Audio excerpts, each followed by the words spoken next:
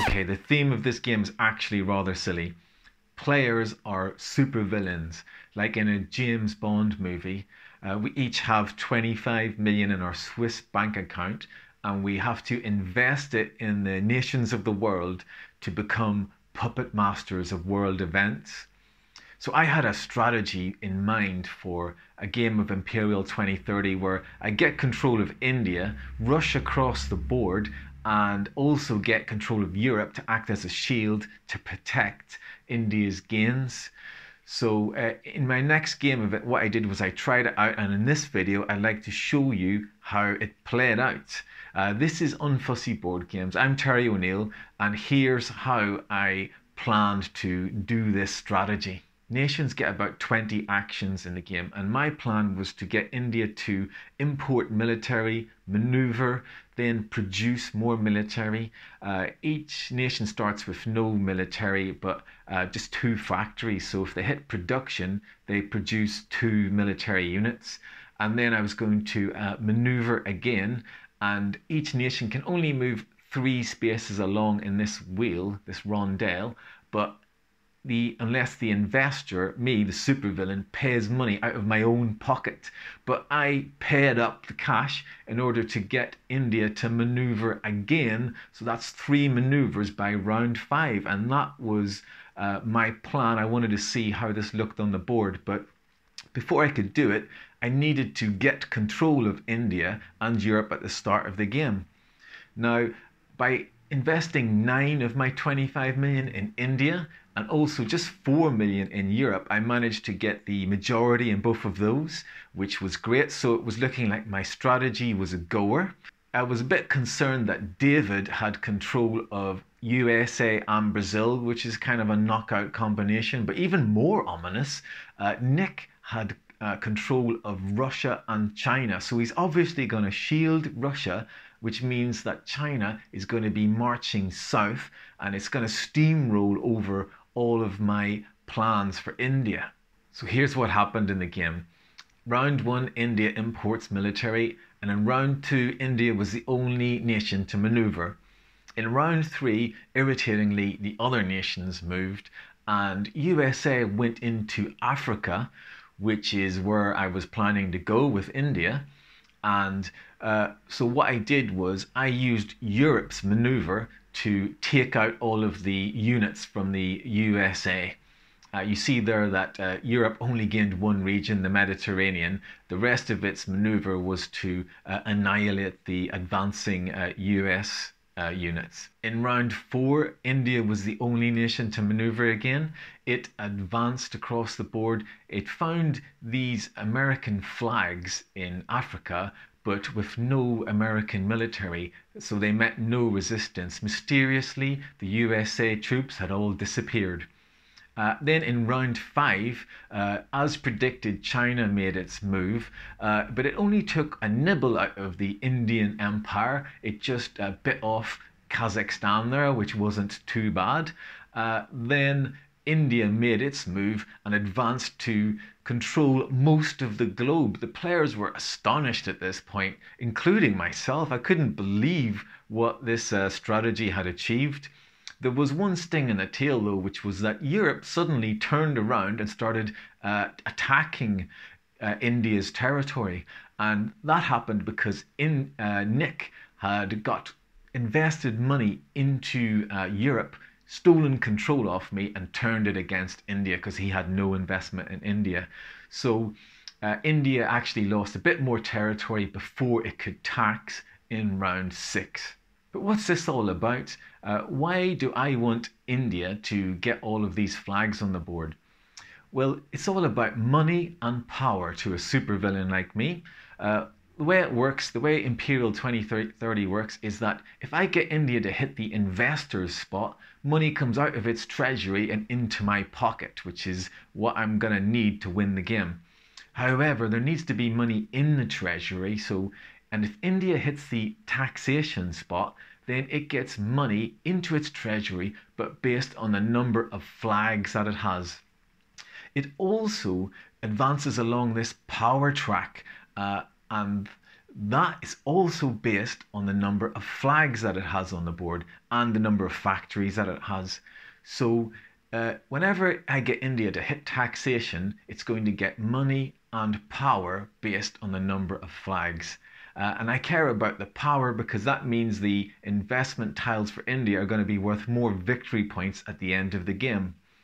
Now, the big question was, can I get India to tax, but then get all the way around the wheel to tax a second time while it still has some flags on the board? Because while I'm using India to tax and pay out investors, those actions, the other nations are going to be doing all of that, those other military actions. So will India have anything left by the time I get round to my second tax? My big concern was, of course, China heading south, but something amazing happened, which was China's tanks suddenly turned north on Russia. And the reason why that happened was because David invested money in China, took control of Nick, and to my glee, David had no investment in Russia. So that's why China suddenly turned around and turned its attention to Russia. So Russia felt the heat from China rather than India, which meant that by the time I got round to taxation a second time, India still had some flags on the board. And also, what I did was invested a little bit more money in India so that I was getting 6 million interest. That's 6 million paid out to me every time India hits the investor action. And it had lots of money in its treasury because of the success it had at taxation. So while India was rushing across the board in the first 5 rounds, what were the other nations up to? Well, some of the greedy investors got their nations to pay out to investors, so they raided the treasury straight on. Other nations were building factories for a longer term build up, a longer term strategy. You can see there that India managed to do its 3 maneuvers. The other nations just maneuvered once in the first 5 rounds, apart from Europe, but one of its maneuvers was to help India. So that was how India got so much territory by round 5. After round 5, I got India to hit taxation, of course, and then hit the investor spot to pay money out to me, and then around to in taxation a second time. I was paying out money to push it around the wheel, but I wanted to get back round to tax, of course. And then after I got that second taxation, I was able to just mosey along around to investors again to take my final bit of cash out of India. At this point, I had milked the money I needed out of India's treasury. And while I'd got India to do those actions, the other nations had been doing the military stuff and India had nothing left.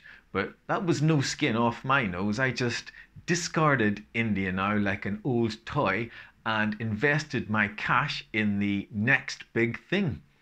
So I had a look around and saw I had no investment in the USA. So I considered that for a moment, but then decided, no, I'm going to invest the money in Brazil and then turn Brazil to attack the USA. Thereby, if I'm attacking the USA, then I'm pulling down its power and it's going to hurt the other 2 players. So Brazil convoyed tanks into New Orleans and into New York. Happily, Europe was content to allow this and even cooperate with Brazil in hammering the USA. I think that was because Nick controlled Europe and he was sore at David about what happened in Vladivostok. Let me tell you about what happened in Vladivostok. This is a cautionary tale for any supervillains that end up playing Imperial 2030. Nick invested money in Russia and then he invested more and more money in Russia so that there was 2 supervillains in the game that had no investment in Russia. So suddenly Russia found that the other nations of the world had become incredibly hostile and India rolled tanks into Moscow and then finally China rolled tanks into Vladivostok, and from this point on Russia was really toast in the game. So the lesson for supervillains there is don't go it alone into a nation. Don't get too attached to a single nation. You need to make sure you have a partner with you. The game ended with Europe and China dominating the globe and then annihilating each other, with India making this last resurgence to finish the game with the top power rating. It's interesting to think about why these nations finished top of the power track, because the whole game of Imperial 2030 is trying to invest your money in the nations that are going to end up with the most power. So if you look at the actions that were taken during the game, you can see China only hit investors once in the first 14 rounds. So that meant it was spending its actions doing all of the military stuff. The reason why that happened was because David had the most investment in it and controlled China, but I actually got more interest from it paying out, so he was not incentivized to hit the investor spot. So that's why China just grew to be so powerful. Europe, on the other hand, how did it become so powerful? Well, you can see it only taxed 3 times in the entire game, and it spent its actions building up military. It was the only nation to build 2 factories early on, so it was really going for the long game, and perhaps we all could have predicted Europe was going to end near the top of the track.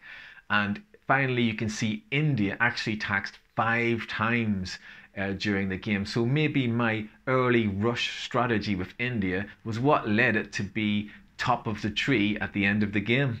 What happens at the end of the game of Imperial 2030 is that the supervillain players are trying to invest their money in the nations that are going to end up at the top of the power track. The way the scoring works is, if you look at this tile from Russia, you take the interest 6 and you multiply it by the power factor, which is ×2. It's worth 12 points for 16 million. Each million is worth a point at the end of the game if you have in cash. So that would actually be a loss investing in that tile. Whereas the same tile for India is going to be 6 × 5, 30 points. And so you see, you win a game of Imperial 2030 by carefully judging what to invest in while the game's going on. If we look at players' investment tiles at the end of the game, we can see that I had investment spread across the 3 most powerful nations. Nick was low on investment in India. David was low on investment in Europe. But it was still going to be quite close. And if we look at the points, I actually won this game of Imperial 2030. And this was the first time I've ever won a game of this.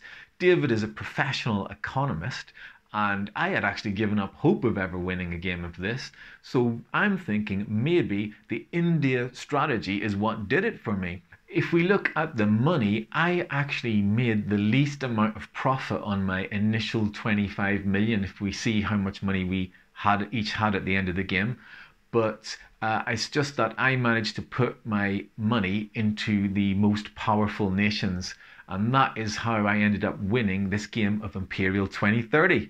And those are the highlights of this game session of Imperial 2030. I hope you enjoyed it. Don't forget that you can support this channel by hitting the subscribe button. Thank you for all of your encouragement so far, and I will see you in the next one.